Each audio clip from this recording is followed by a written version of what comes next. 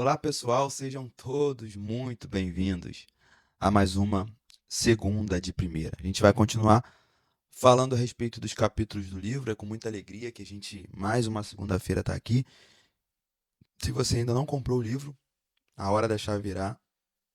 Não perca a oportunidade. Na descrição desse vídeo também, em um dos links da bio do Instagram, você tem a oportunidade de comprar esse livro. A gente hoje chega no capítulo de número 7. O capítulo tem o título, né, epígrafe do capítulo é Jesus virou a chave. É interessante que os discípulos eles estão reunidos. O texto vai dizer, vai ser bem claro. A gente discorre ali no livro de João, onde Jesus tem um encontro com os seus discípulos. Esse encontro acontece depois da ressurreição de Jesus.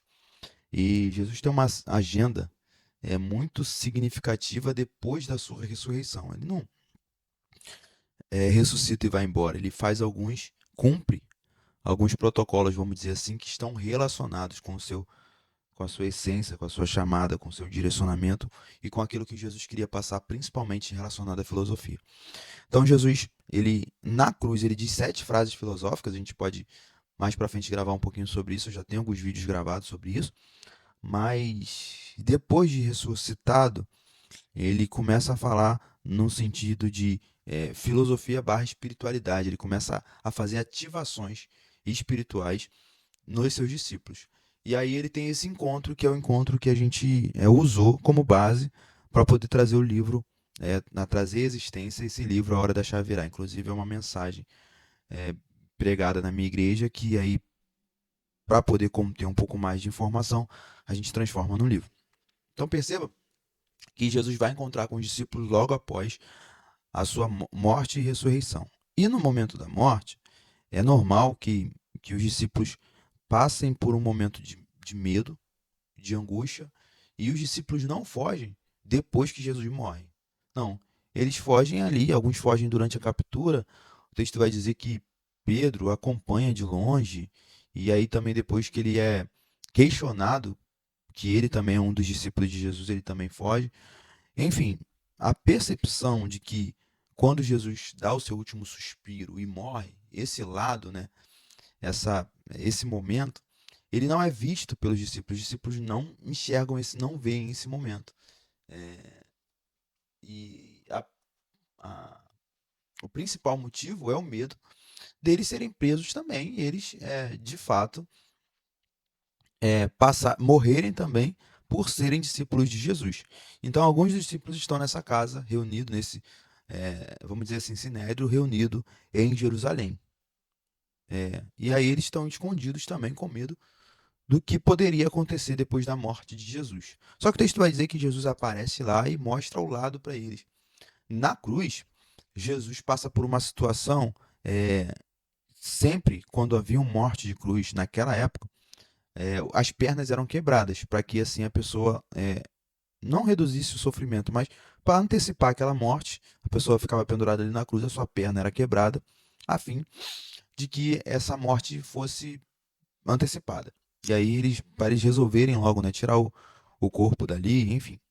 E Jesus tem uma profecia que vai dizer que o corpo de Jesus não teria nenhum dos seus ossos quebrados. E aí, quando o soldado vai fazer esse momento, matar Jesus dessa forma, ou antecipar a morte de Jesus, ele, em vez de quebrar as pernas de Jesus, ele enfia uma lança ao seu lado. E também tem uma outra profecia que vai dizer que água e sangue saíram do corpo de Jesus. E é exatamente isso que acontece. A lança é enfiada ao lado e sai água e sangue. Na morte de Jesus, esse é o momento crucial. A água sair do seu corpo e o seu sangue ser derramado é justamente o que, para nós cristãos, nos dá o poder de sermos, de fato, reconhecermos que nós temos os nossos pecados, os nossos pesares, as nossas dificuldades, as nossas doenças, todas levadas, ou existe uma palavra certa, que a palavra certa é justificada pelo sangue de Jesus. Então, esse momento é um momento crucial, que a gente deixa de ser, os discípulos principalmente vivem isso, deixam de ser discípulos de uma farsa ou de alguém que pelo menos só falava, e passam a viver o cumprimento disso. Então, o cumprimento de toda a estadia de Jesus na terra se resume, de fato, àquele momento da cruz, aonde Jesus tem o seu lado transpassado e ele vai dizer, e ele vai, enfim, finalizar ali a sua vida como homem e iniciar a sua trajetória, outra trajetória, né, que ele também já era Deus, sua trajetória como Deus. E aí Jesus precisa ter contato com os discípulos como Deus. E a primeira atitude que Jesus faz é mostrar o lado que se remete à morte. Pensa um pouco filosoficamente sobre isso. O lado que se remete à morte. Se a gente for trazer isso para os nossos relacionamentos atuais, pessoais, existem lados de pessoas que estão próximas a nós que a gente não quer ver. Esse lado eu não quero conhecer. E a gente testa um relacionamento quando existe manifestação a respeito desse lado. Quando de fato a gente precisa ver um lado obscuro ou um lado ferido de alguém, a partir daí a gente tem a percepção bíblica que vai dizer: em todo tempo ame um amigo, e na angústia, no lado ferido, nasce um irmão. Os discípulos não estão visualizando ou percebendo ou entendendo de fato que eles viram aquilo acontecer. Não, eles não viram. E não viram por causa de sentimentos humanos. Não viram porque ficaram com medo. Não viram porque foram embora. Não viram até porque, de repente, viraram as costas para Jesus. Mas Jesus não se importa com isso. Ele entra onde os discípulos estão e mostra, de fato, o lado ferido que ele tem. E é muito mais glorioso você ver o lado ferido de Jesus do que você apenas ver os milagres, as coisas miraculosas que ele pode fazer, que ele faz. Ver esse lado de Jesus é um momento, por incrível que pareça, analisando a relação de Jesus com os discípulos, é o momento mais glorioso para os discípulos, porque aquele momento ali que é de grande valia para o que os discípulos se tornaria após a morte de Jesus, é de se lamentar não estar. É saber que Jesus morreu e ressuscitou.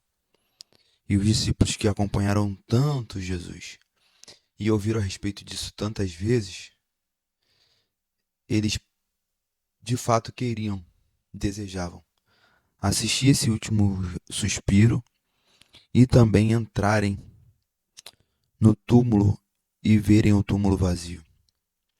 Ver o túmulo vazio, eles tiveram condições, e até mesmo os lençóis deixados em ordem ali. Mas a morte de Jesus, eles não puderam ver esse lado tenebroso do que foi aquele momento, eles não puderam ver. Mas Jesus, com a sua infinita misericórdia, se direciona até eles e os dá a oportunidade de ver o que eles não conseguiram por sua limitação humana ver. É exatamente isso que a gente explora no capítulo de número 7 do livro A Hora da Chave Virar.